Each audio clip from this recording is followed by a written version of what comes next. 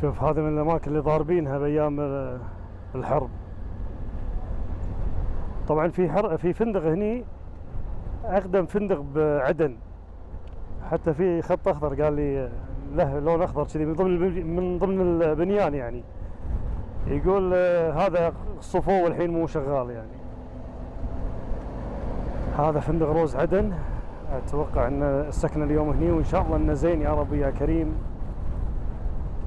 إن شاء الله إن شاء الله إن شاء الله.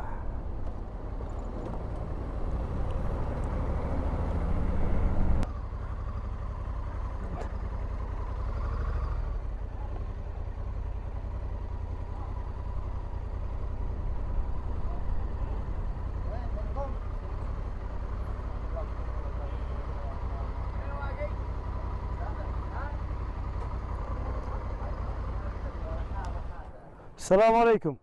يعطيكم العافية. طبعا في ضيافة الإخوان نائب وزير النقل الأخ ناصر شريف، و مهندس عبد الله بشر مجلس الشورى. هذا اللي سالفه معه. وهني عندنا الإخوان، عندي نصر. اي والله نصر اخوي والله، هو اللي ضبطني بالمكان. مرسل والنعم والله، والنعم والله ما قصر. اي والله. واليوم في ضيافتهم قاعد وقاعد اتعرف عليهم، والساعة المباركة اللي شفتهم صراحة. اي والله. الله يسلمك ويشفيك. الله يخليك ويعزك. الله يسلمك. اي والله. والاخ ناصر دارس في مصر. نعم. اي، واخوك درس في الكويت في الكلية الحربية. سعد عبد الله. ايوه. اي ما شاء الله. نعم. ما شاء الله. زرنا الكويت. الحين الطرق كلها عندي سوالف معاك انا.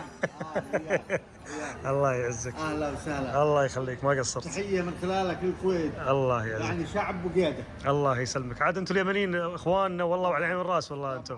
اي والله ما تقصرون. الله يخليك ويعزكم.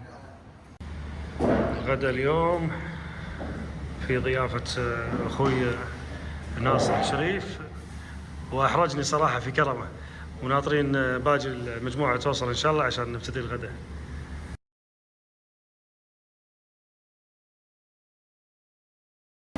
هذا الفندق اقدم فندق هذا في عدن. هذا اللي تكلمت عنه انه مضروب، ضربوه ما ردوا شغلوه مرة ثانية. ما ردوا شغلوه، رجعوا شغلوه مرة ثانية. طبعا جولة في عدن مسائية.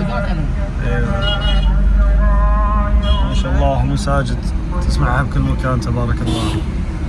المساجد وهرن.